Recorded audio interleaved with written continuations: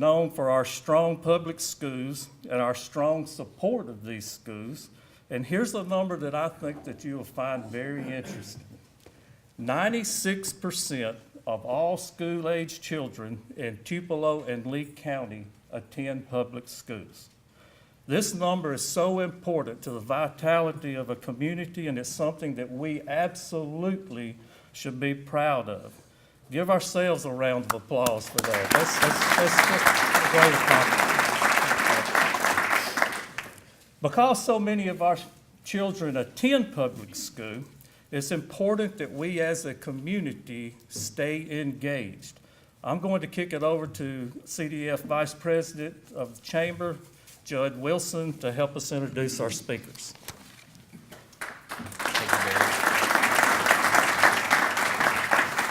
Thank you so much, Barry. Thank you all for being here today. We look forward to today's events. When you read in the paper, you read about MAEP. Last year, we talked about Initiative 42 and 42A. So much going on a state level with public schools, and so we wanted to hear from our two public schools of Tupelo and Lee County to see how they overcome challenges and roadblocks sometimes put before them and how they still excel even in a market like that today. So we're going to hear from first from Dr. Gearl Loden today, and then we'll hear from Jimmy Weeks. And I'd like to kind of introduce both of them to you now, and then we'll bring them up separately. But let me tell you a little bit about the similarities between these two gentlemen. Both are very active in their community and active in their church. Both serve on several community boards. Both are graduates of the Jim Ingram Community Leadership Institute, which is a partnership between CDF and CREATE. Both are members of MASS, which is the Mississippi Association of School Superintendents. Both actually became superintendents the same year in 2012. Jimmy, Lee County School System, and then Gearl was, of course, the Tupelo School System. Both that happened in 2012. Both of them are natives here in Northeast Mississippi. Both were schooled right here in this area. So they bring a long history and a lot of similarities. Gearl, you'll be happy to know that Jimmy and I were talking. I'm from Pensacola, Florida, but my heritage is from this area. And my mom's granddad was a Weeks. So Jimmy and I did some talking. We found out that my mom's grandmother and Jimmy's dad's grandfather, or somewhere like that, were uncles or something. So we're related. So Gearl, I don't know. We'll check your family tree after this and see if we have a relation, and there's some similarities there. They have a lot in common. They do both great things here in the area for our public schools. If you look on your table, you'll see a tent card there, and you'll see a number. If you would look at that number and take your phone out, and if you have questions, you can text that number, and we will ask those questions. What we're going to do is Gearl's going to go first and talk about the Tupelo schools, and he'll speak for 15 minutes or so. And then Jimmy will get up here and speak about the Lee County schools. And after that, we will have them both come up, and we'll do a Q&A with both of them. We thank you for being here. We encourage you to ask those questions, and we look forward to hearing from both of our speakers. So to kick it off, we'll ask Dr. Gearl Loden to come on up.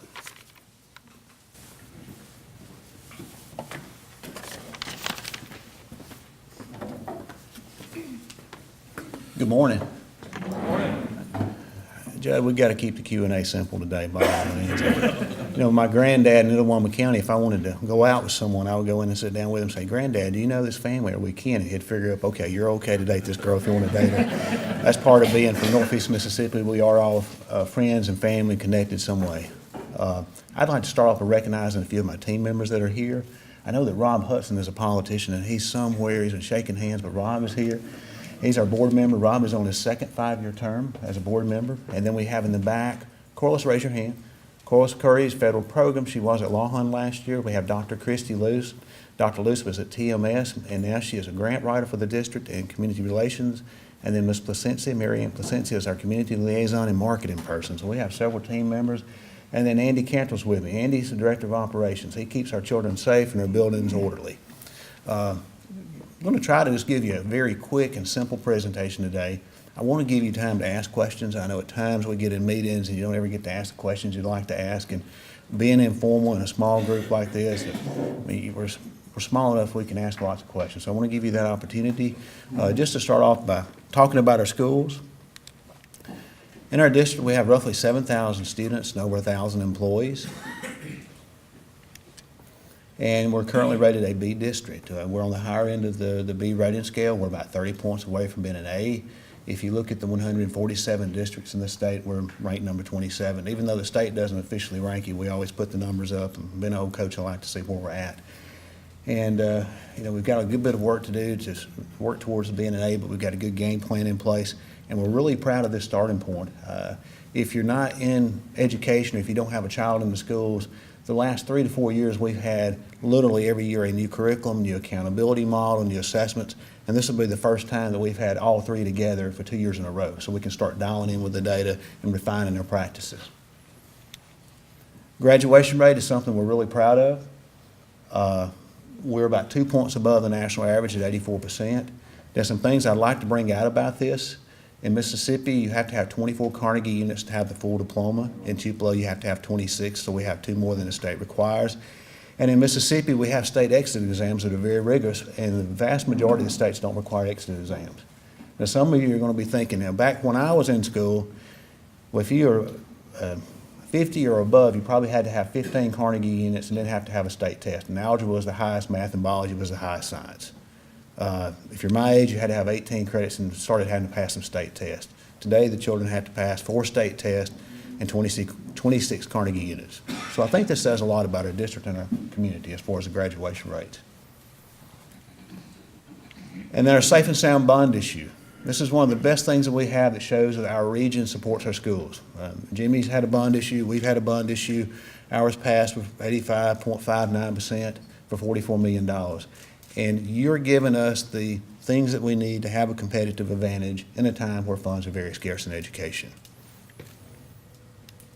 At ECEC, we will be having an open house after Christmas. ECEC is our 4-year-old pre-K program.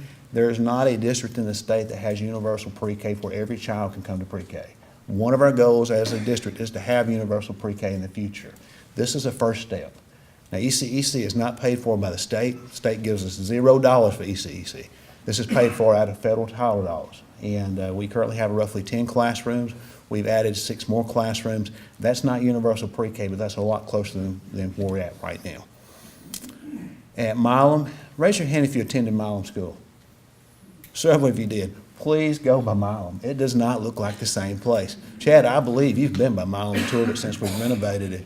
It's beautiful. It was built, most of it, or a good portion of it, was built in the 20s and 30s, and it's state-of-the-art, brand new, as well as you can make an older building. At our middle school, we have a 5-room addition, and if you're familiar with the middle school, it is landlocked, so this 5-room addition has been designed so we can go up on top with 5 more classrooms in the future if we ever need more space. And then for technology and infrastructure, we've bought some laptops, we've bought buses. We had buses in our fleet that were 20 years of age or older. A lot of our buses were 15 or older. The state would like for you to take them off around the age 12 or age 13. Probably one of the greatest safety hazards in the state right now is buses. I wish they would do a study on buses and it would open people's eyes as far as what kinds of buses are on the roads. And then we have some safe rooms. Now, these are being paid for out of federal grants, roughly 10 cents on the dollar for the safe rooms. Andy, these are about $800,000 to $1 million each, depending on the size. We have 3 that are going in currently at Joyner and Thomas, and one that we started after Christmas at Carver. Our goal is to have these at every campus. And something I'd like to stress about these are not the gray buildings that you open up on a day there's going to be bad weather. These are classrooms. They're used for gyms, music, art, PE, so they're viable. They're used all day long, every day, and then in the event that we have a tornado, our kids will be safe. And we have applied and have been approved for one at the high school that will be large enough to actually be a gym. And then some of the future things that we're working on, things that we're looking at as far as Tupelo Public Schools and how do we meet the needs of the community and our kids in the future. Currently, in dual enrollment, dual credit with ICC and Delta State, we have 388 students that are receiving college credit on our campus. We have over 1,000 seats that are being taken in AP classrooms. And with the AP classes, if you make a 3 or higher on your test, you can receive college credit. We have guys who have graduated from Tupelo High with 12 to 18 Carnegie unit, or 18 college credits, excuse me, I'm talking the K-12 terminology. And then on the STEM side, we're trying to focus on science, technology, and engineering and math. We have some great programs at our vocational center, but one big goal is to go and look at our K-2s and 3-5s and see how we can infuse science, technology, engineering, and math into our curriculum. We know that we have a viable medical community, and a lot of our young people, when they graduate, will have jobs in the medical community. We also know that instead of additive or subtractive manufacturing, the future is additive manufacturing, coding, analytics, just-in-time delivery systems.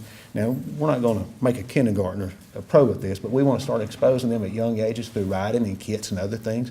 And that's where we'll have to involve the community, because to be honest with you, a lot of our teachers don't really have a thorough understanding of robotics in 3rd grade or 4th grade. So we may have to have some community partnerships and be asking you, do you have someone that can come in and run a club after school or expose our children to STEM? We've been to places like Oak Ridge, Tennessee, and we've got a group going to Huntsville looking at their programs and what they have in place with STEM. Now, one thing that's kind of difficult, go back to 1999 and 2000. Think about how the world has changed. The kindergartners and pre-K kids in 1999 and 2000 are just now starting to graduate. We're talking about 2033 and 2034, and how is the world going to change? Now, there are going to be some of you in here that are passionate about coding, and we've got to have coding. In 2033, will the humans be coding, or will the artificial intelligence be doing the coding? I don't know. So we're trying to give our children a wide variety of skills and not lie to them and tell them you're going to have one job and one career.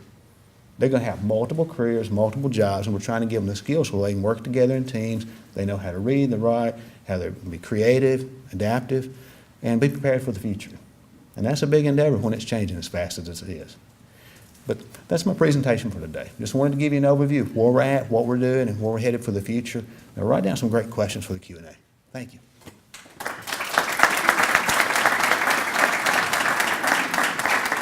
Thank you, Dr. Loden. Appreciate that. Remember your tent cards. My phone is blowing up. When you text that number, it goes to my phone. So I'm not texting. I'm actually looking at questions already coming in. So we've already had several questions come in. So keep those coming in, and we'll ask those at the end with both presenters. So Cousin Jimmy, come on up.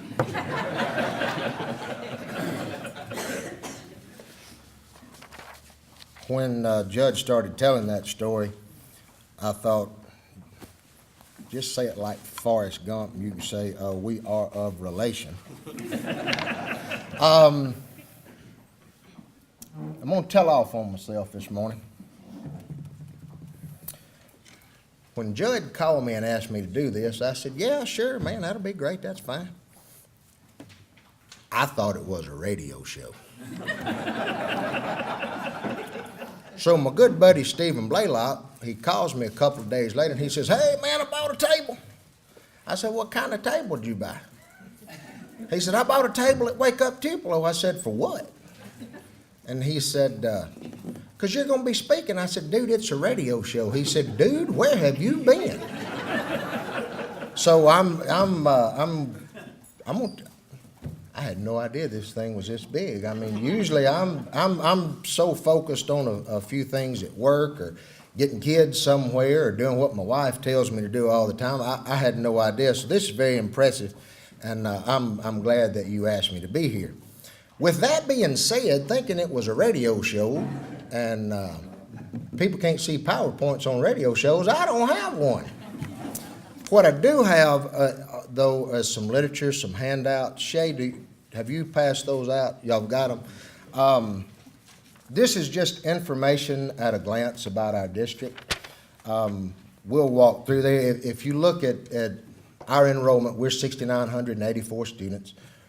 We're typically within just a couple of kids every year the same size as Tupelo, so we're very comparable in size. We're very comparable in our number of employees. I think we've got about 985 employees in our district. You can see our size. We are the 7th largest of 68 county districts, and we're 12th in size out of all the districts in the state. We're the 8th largest employer in Lee County schools, and you know, when I was at the building level, And when I was at Morville Elementary and a principal there, I never thought about how big Lee County Schools is, how big it was then, and we've grown since then. And I didn't really understand the impact that Lee County Schools has across the county. Once I got up to the central office, it opened my eyes to just how big and just what an impact we make. Our graduation rate last year was 72.4%. Our graduation rate this year is 82.7%. I'm extremely proud of that. And one reason why I am so proud of that is our high school on the south end of the county, Shannon High School, several years ago, they managed to slip off into a graduation rate abyss, if you will, and they started working, and they've been digging and climbing and clawing, and they're coming up out of that hole. And if you'll notice, Shannon High School's graduation rate last year for 2015 is 56.6%. Our unpublished graduation rate for this year, that'll be coming out in a couple of months, is 78.3%. So you see almost a 20-point jump in graduation rate at Shannon High School alone. But now I also don't want to downplay Morville or Saltillo. Our graduation rate at Morville is 83%, and our graduation rate at Saltillo is 86.8%. I'm extremely proud of all of my schools. I am very, very proud of Shannon High School and the work they've done, helping kids down there and getting things like they needed to be. If you look at just our personnel across our district, you see how many we have with advanced degrees. You see how many teachers we have that are National Board certified. You can also see what our total budget is. We have our total budget for this year is $61 million. We've got information about our assessed value and all that kind of stuff there that I won't necessarily bore you by reading this information to you. But what I would like to talk about just a minute is our bond issue, all of our construction projects that we finished up. We had our culminating event Monday at Guntown Middle School. We had the ribbon cutting there. I'm sorry I don't have any pictures for you, but we started a couple of years ago with a huge construction and renovation project across our county. We renovated we renovated Verona School, we renovated Saltillo Elementary School, and we also renovated, Coke, help me out here. We renovated Shannon Elementary School, and there was also some work done, I think, at Shannon Middle School with just building upgrades, bathroom upgrades, things like that, just to improve those specific facilities. But we also were very crowded on several of our other campuses. For instance, Shannon High School, we had several buildings that had outlived their usefulness. I think I see some folks that graduated from Shannon High School here, and those buildings had probably outlived their usefulness when you were in school there. But we tore several buildings down. We built a 2-story, 19-classroom addition at Shannon High School, along with a brand-new cafeteria/auditorium. If you haven't been by and seen the work that's been done at Shannon High School, please go by and take a look at it. I promise you, it doesn't look like the same campus. I don't believe you'll recognize it. Out at Morville Middle School, we had a particular problem at Morville Middle in that the office was located in the center of the campus. And by doing that, it was very hard for parents to find, but it also did not lend itself to being nearly as safe or nearly as secure as we wanted our school to be there. So we tore an old building down on the front. We moved the office complex out to the front of the road.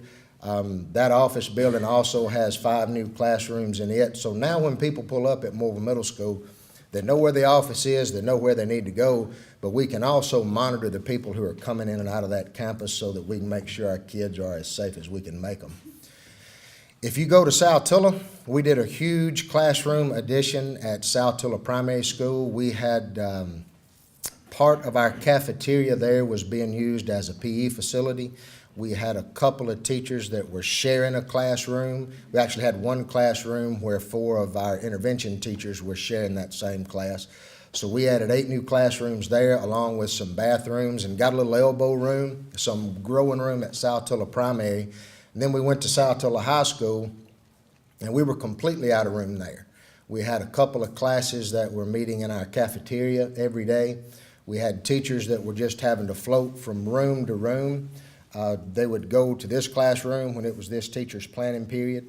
So we did a two-story, 12-room classroom addition there. That campus, which gave everyone a place to be, it gave them a home, and we've got a couple of classrooms left there for future growth because, you know, Saltillo and Morville continue to grow, and we know that we're going to have more kids coming. We try to just prepare and be ready for that future growth. We do have in the works for the town of Shannon, for the community of Shannon, a community storm shelter, like you've seen on Dr. Loden's presentation. I don't know how many of you have ever dealt with the federal government, or if you're dealing with federal standards and federal regulations, but I hired a company a year and a half ago to navigate all of that paperwork, and they're still navigating all that paperwork. They tell me all the time, we're close, we're close. I'm afraid we're gonna get so close, we're gonna miss it when we get there. But as soon as we get to go ahead, the last time I talked to him, he did say that we are in the final stages of getting the paperwork all like it needs to be, and they expect to be calling us in a couple of months and telling us that we can move on to phase 2, which would be to get started on the construction there. I'm sure I've thought of things on the way up here that I wanted to talk to you about, and I have forgotten all about them at this point in time, but I'll turn it back over to Judd, and if you have any questions, I'll be glad to answer them. Thank you, Jimmy. Just stay up here.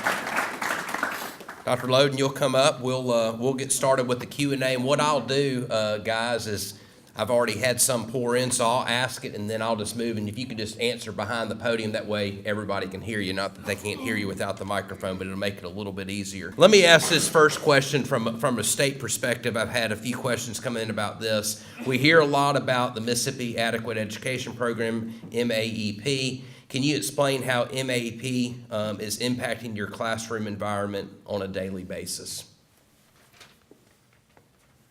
You know the numbers better than I do. I can flip a coin, guys, if you need me Go to. ahead, and then I'll speak from the heart. How about that? Well, It's family, I'm sorry.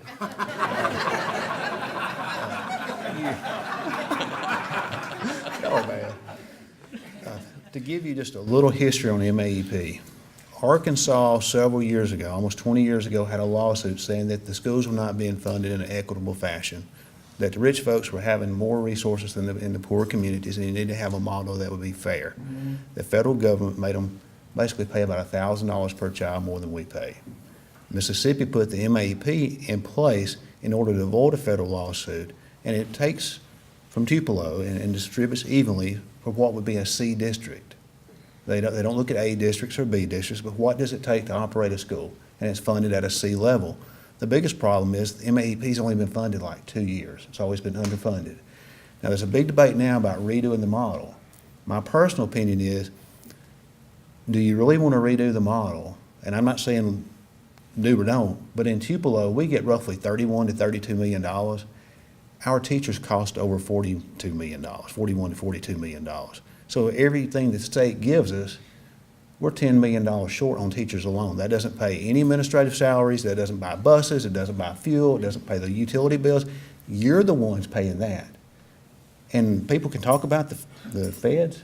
FEMA shelters are a pain to deal with, but the rest, they kind of leave us alone if we just follow the title programs like we're supposed to.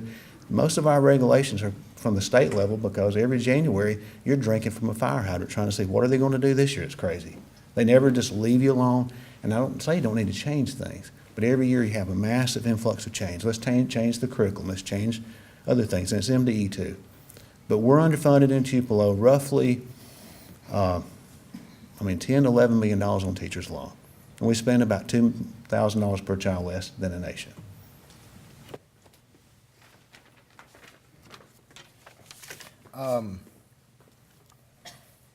When I first read the question and it said, can you explain MAEP, I thought, well, that's easy. No, I can't.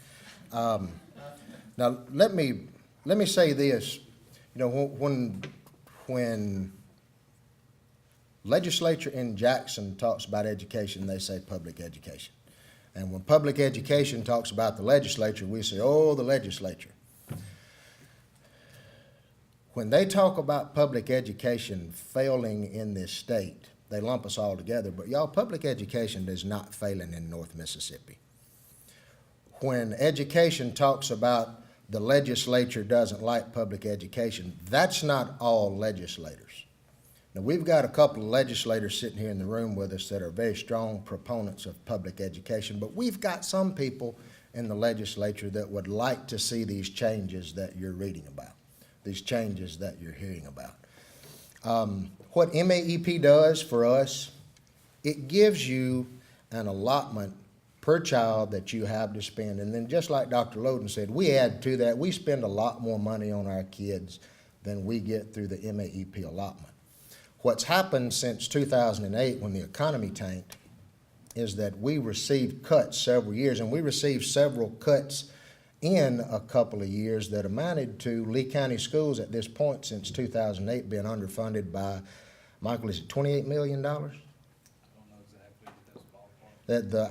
Michael keeps me up to date. He sends me emails, and I think the last figure I saw, we were right at $28 million that we had not received, that we would have received if we were still at pre-2008 funding levels. Now, let me say this.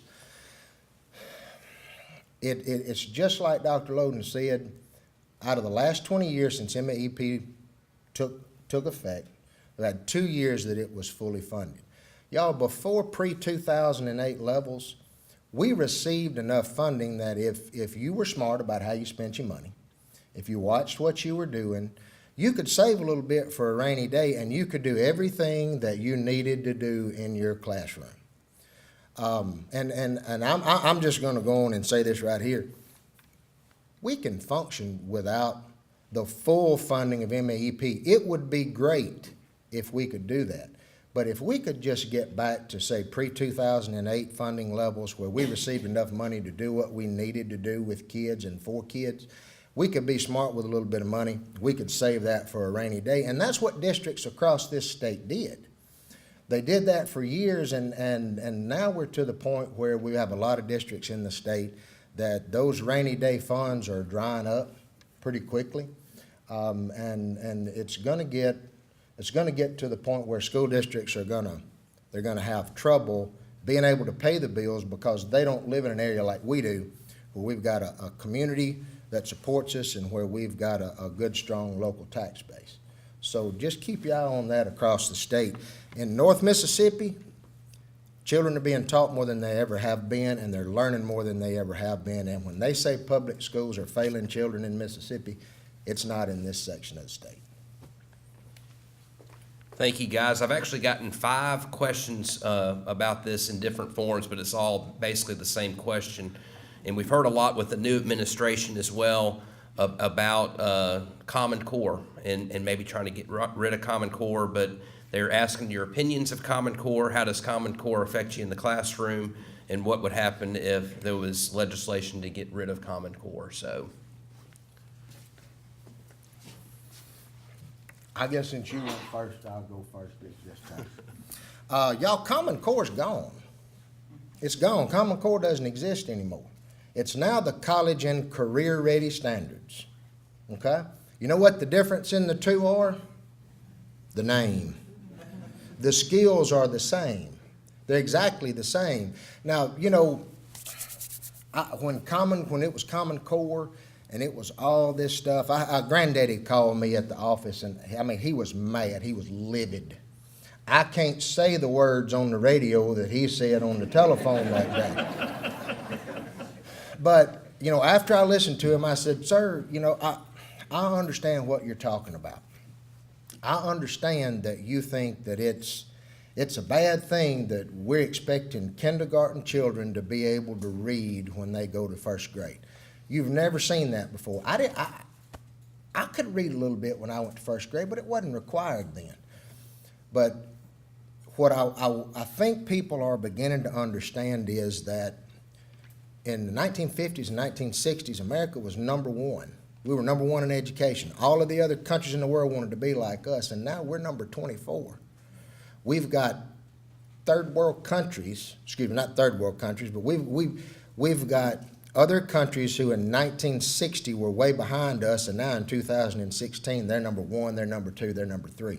We had to step up. We've got to step up if we intend for our children to be able to compete in a global market. We've got to do those things.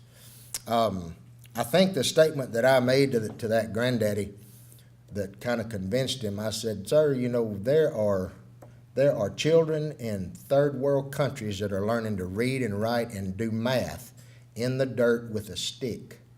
And if they can do that, then children from America in kindergarten can compete with Chinese students, they can compete with students in Sweden, and they can compete with students across the world who have surpassed us. And he said, you know, I never really thought of it that way. He said, I believe I'm understanding now why we've got to do what it is that we're doing. Did very well, What do you say, Jimmy? I mean, Jimmy covered that very well. I will add, Governor Barber was president of the Governors Association, and they were the first group to push the Common Core standards. They're not going away. All the textbooks are manufactured according to the standards, and they're standards. And they're higher order standards that will align to the STEM that I talked about earlier, where we're trying to prepare our kids for the future. Now, the math is a lot different. When your kids go home, you're going to have to Google and get some help. I have to at home with my own children. But overall, I think after having them in place for about 5 years now, that people are adjusting to them. I know I can see a major difference in my second grader versus my ninth grader, what they had to learn in school. And you are too, or will too, if you have children with a spread like that. I will add, Jimmy was talking about the top 30 countries in the world.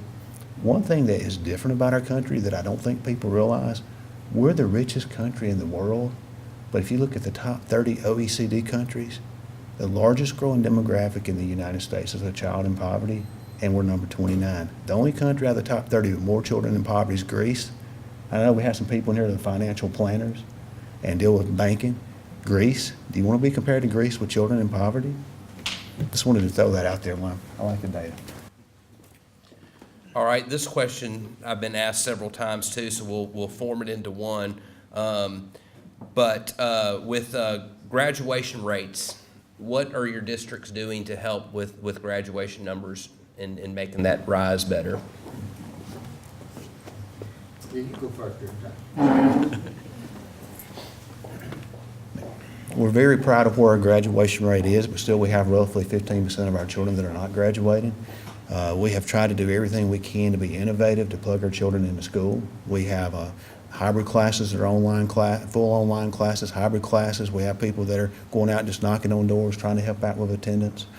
The best thing we have and the greatest intervention we have are great classroom teachers that are building relationships and connecting to our children.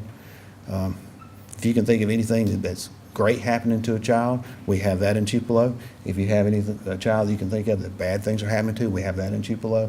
And we have a great group of teachers that are identifying the issues that we have and working with the children. And that's how our graduation rates improve. Now, it still eats at me when we still have 15% of them that are not graduating, so we've got a lot of work to do to continue to increase our graduation rate.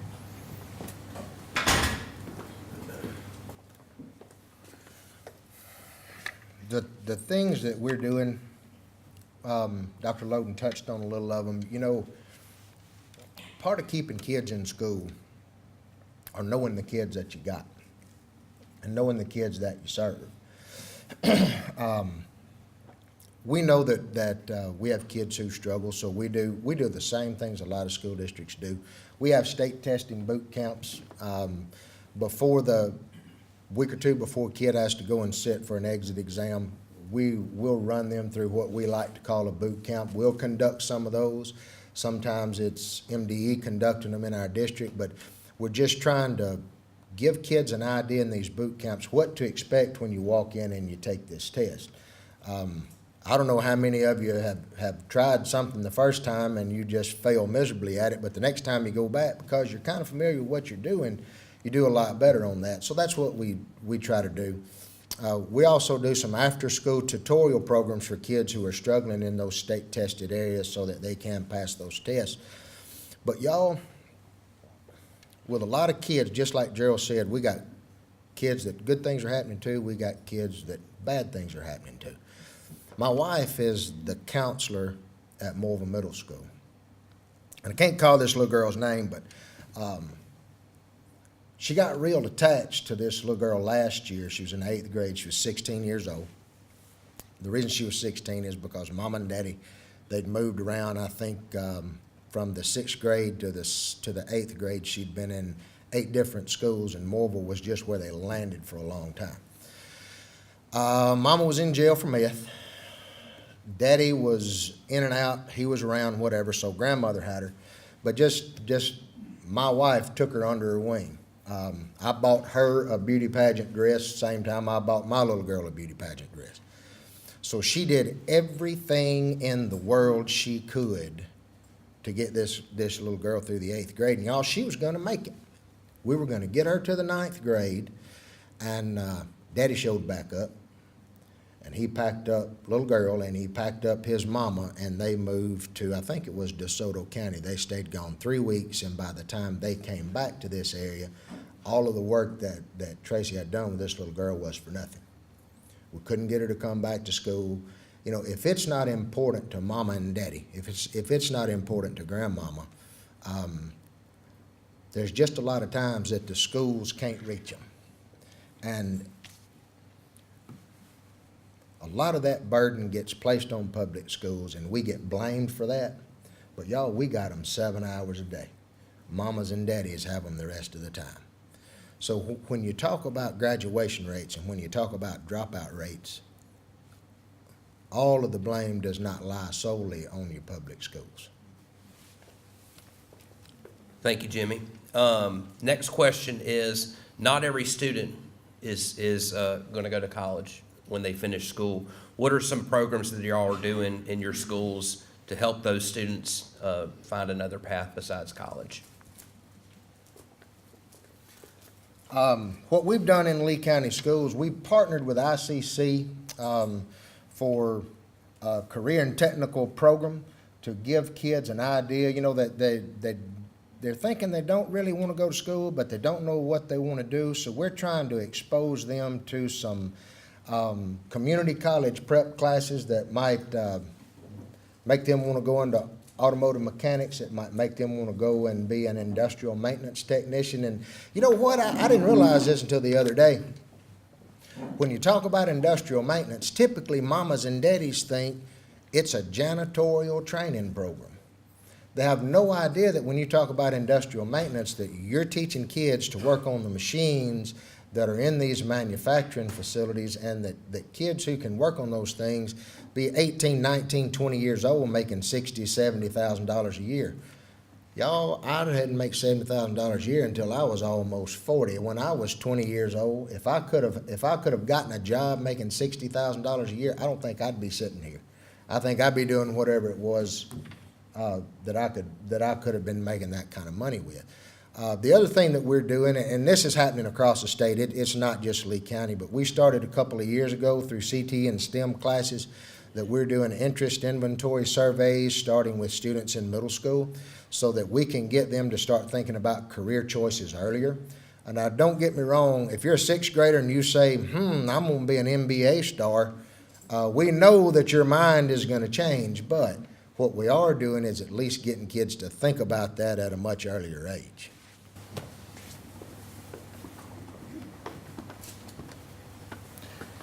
In our district, we try to expose all of our children to a variety of things, and one thing that we're proud of that we do is we have tours where we go to ICC, Ole Miss, and State for all of our kids, regardless if they say they want to go to college or not.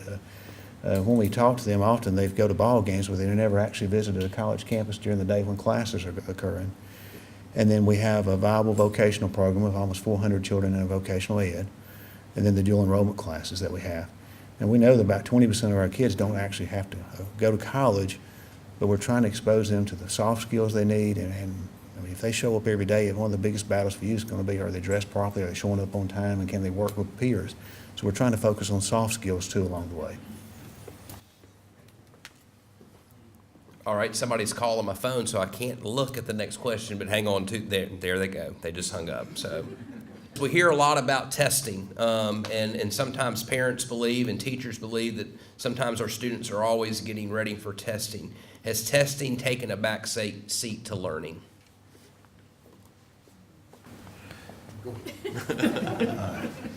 I don't want to get between two cousins up here now. Probably one of the biggest changes that you'll see with the Common Core is the fact that you can't game the test. In the days of old, you could buy a test prep book and test prep, test prep, test prep. The curriculum's so robust, you have to have good quality instruction all year long. The state gives us the standards, they give us the curriculum, we're to teach the curriculum. They build the test that's aligned to the curriculum. Now, I don't know about you, but in college I had some classes where I read the notes, I read the book, and on game day, the test was like a totally different test from anything I'd seen, and the material was on it that had never been taught. That's not fair. So we do give tests that look similar to the test that they're gonna have at the end of the year, so our kids will do well. And we try to also have well-rounded programs, like talking earlier about the STEM program, or the clubs at schools, or the art and music that we have. Lots of the things that we have are integrated through art and music too, so it's not just here's math or here's reading, but let's have a little fun along the way too.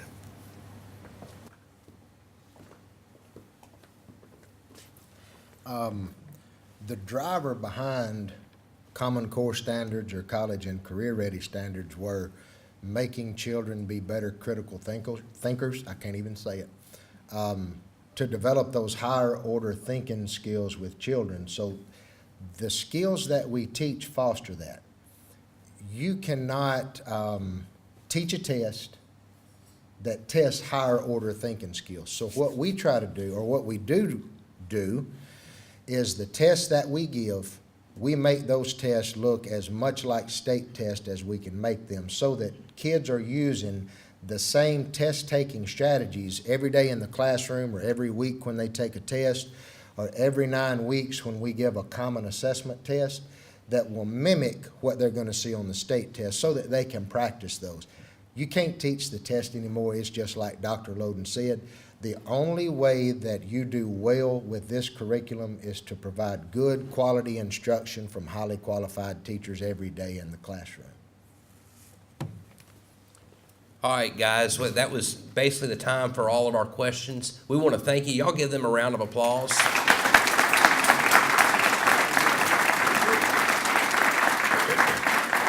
We want to thank our sponsors, HealthLink, Elvis Birthplace, our sponsor today, Robinson Associates. You have a little sign, social media sign back there. So make sure before you leave, you get your picture by that sign. It'll let people know what kind of good time you had here at Wake Up Tupelo. So thank y'all for doing that. And thanks again for our speakers, Jimmy and Gearl. We appreciate what you do, and we thank you for sharing your story with us today. Next week is Taste of Tupelo. We'll have 110 vendors there, a bunch of restaurants. Come eat, see those folks and enjoy it. We'd love to see you. That'll be next Thursday, November the 17th from 5 to 8. Y'all are dismissed. Thanks for coming.